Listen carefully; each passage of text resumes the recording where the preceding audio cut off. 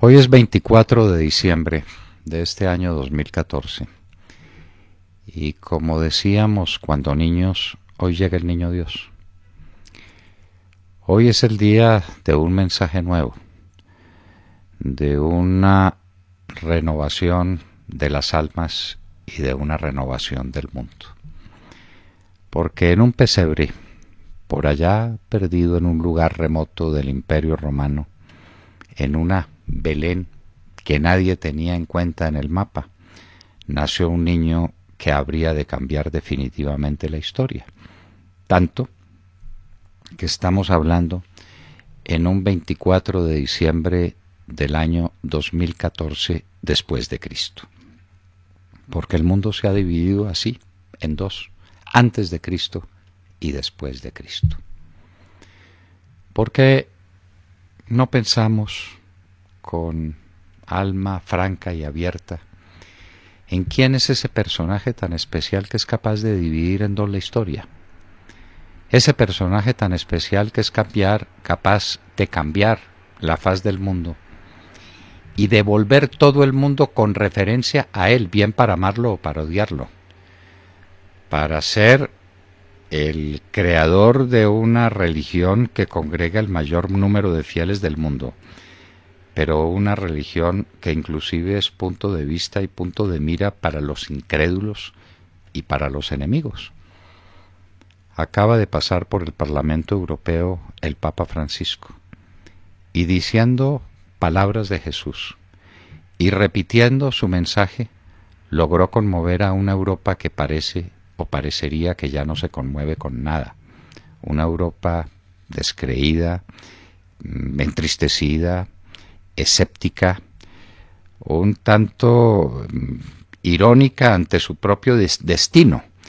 Europa es un pueblo escéptico, es un pueblo carente de fe, de entusiasmo vital. Y llega Francisco, dice unas palabras hermosísimas y conmueve el Parlamento Europeo.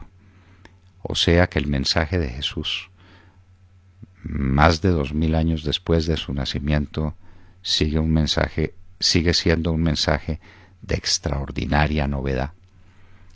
¿Qué es lo que tiene de nuevo ese niño?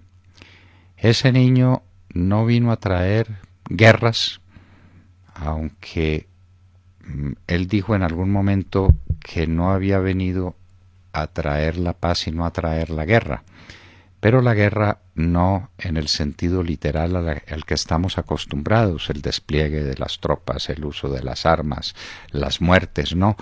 La guerra contra las injusticias, la guerra contra el mal, la guerra contra las desigualdades aberrantes, la guerra contra todas las formas de egoísmo. Ese niño, nacido en Belén, trae un mensaje completamente renovador, que no existía antes. Cuando había religiones monoteístas, había religiones que habían dicho muchas veces algo parecido a lo que dijo después Jesús, pero lo había dicho de otra manera, con otro tono, metido dentro de un sistema completamente diferente. Nuestros hermanos, los judíos, se quejan muchas veces de esa realidad. Dicen, no comprendemos esta explosión del catolicismo en el mundo y del cristianismo en el mundo, cuando en la Biblia están muchas de las cosas que Jesús vino a decir. Ah, es que cómo las dijo. Y metido dentro de cuál sistema espiritual. Porque es que Jesús rompe todos los moldes con un mensaje fundamental, que es el mensaje del amor. Y ahí está dicho todo. El amor a todos. El amor a los poderosos, pero especialmente a los débiles, a los olvidados, a los postergados por la vida. El amor a los enfermos, el amor a los declinantes, el amor a los ancianos, el amor a las criaturas que apenas empiezan a correr su vida por la tierra. Esas manifestaciones de amor comprenden unos mensajes teológicos y doctrinarios de una riqueza infinita, y no es del caso enfrentarlos siquiera. Solo hay que decir que rompió por completo todos los esquemas antiguos y que le abrió espacio a un mundo que se comprende de manera distinta. Un mundo edificado sobre el amor es un mundo para siempre diferente. Y esa voz de Jesús, tan difícil de captar si no es a través de los evangelios, porque los testimonios de su vida existen y no hay duda ninguna. Tenemos todas las pruebas de la existencia de Jesús e inclusive de muchos de sus mensajes. Constan en los evangelios que son relatos muy sencillos sobre su vida, que contienen una profundidad en los mensajes, una fuerza interior descomunal. Tanto que han pasado más de 2000 años y mantienen su plena vigencia. Jesús llegó, el niño Dios, y dijo cosas simples, cosas amables, cosas bellas, y las fue uniendo como en una cadena infinita de espiritualidad para producir una realidad estructural orgánica que no ha sido y que no podrá ser superada jamás.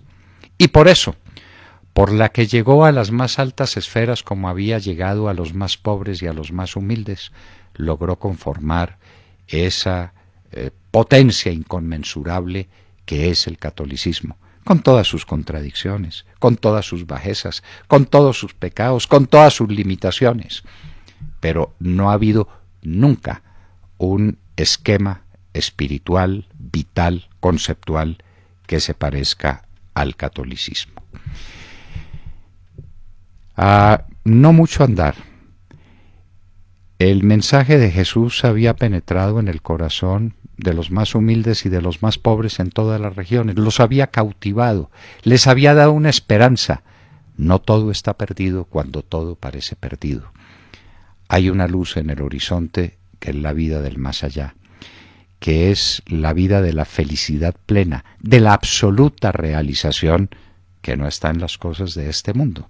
Ese desprecio por el poder, ese desprecio de la riqueza, ese insistir de qué manera tan bella en los valores más simples y más modestos. ¿De quién es el reino de los cielos? Siempre de los niños, de los más pobres, de los más afligidos. Ese es un mensaje de una capacidad creadora gigantesca. Pero cautiva también a los más poderosos. Nadie sabe bien cómo fue posible esa forma de infiltración cuasi clandestina de la voz de Jesús en las grandes esferas del Imperio Romano para llegar a dominarlo. Se dirá, pero en época de su decadencia, ¿no? En época de la plenitud de Roma, cuando Roma decía la última palabra sobre todos los asuntos de la tierra. Constantino no fue un emperador cualquiera, fue uno de los grandes emperadores de todos los tiempos. Y en la época de Constantino, el mundo cristiano se convirtió en el mundo dueño de la realidad de su tiempo. Constantino le abrió espacio, un espacio muy amplio, y los cristianos empezaron a ser esa fuerza dominante que muchas veces exageraron y que, desviándose del mensaje de Jesús, se dedicaron a crear un imperio, el Sacro Imperio Romano Germánico, así se llamó, que pudiera competir con los demás imperios. A través de la fuerza, a través del esplendor del poder, podía transmitirse la palabra de Jesús. Vano empeño, y equivocado. La palabra de Jesús se transmite de otro modo. Así que el Sacro Imperio Romano Germánico terminó. La influencia del cristianismo en las esferas superiores del poder, por lo menos mutó, llegó a desintegrarse. ¿Cuántas fueron las naciones que le declararon la vida a lo cristiano? Pues es que cuando nace el mundo nuevo en la Revolución Francesa, el primer objetivo de la Revolución Francesa y de sus revolucionarios fue destruir el cristianismo, acabar con los curas el mensaje de Jesús. Vano empeño. Llevan al cadalso y a la guillotina a unos cuantos, los matan a los curas, los humillan, de qué manera los sacan de todos sus puestos de poder, y ahí sigue el cristianismo, con las voces humildes que lo repiten, con las concepciones elementales y simples de los más simples y elementales, y con la voz poderosa de quienes montaron un lenguaje filosófico, teológico, de unas dimensiones colosales. Todavía no ha nacido el hombre que supere a Santo Tomás de Aquino, para decirlo francamente y de una vez. Pues bien, ese es el niño que llega, el niño que transformó el mundo, el niño que cambió un imperio, el niño que rindió a los más poderosos y le dio una razón de vivir a los más humildes. Y todos hemos de ser muy humildes. Los más ricos, los más sanos, los más poderosos tienen momentos de amargura y tienen la hora del ocaso, la hora del declinar, en el que no le queda otra cosa que mirar cara a cara su vida y que enfrentar el misterio de la muerte. Y ante esos misterios y ante esa realidad surge la palabra de Jesús: venid a mí todos. Ese niño, nacido en Belén, ha llegado con ese mensaje portentoso que cambió la historia del mundo. Hoy es 24 de diciembre, hoy es el momento de la llegada del niño Dios a la tierra.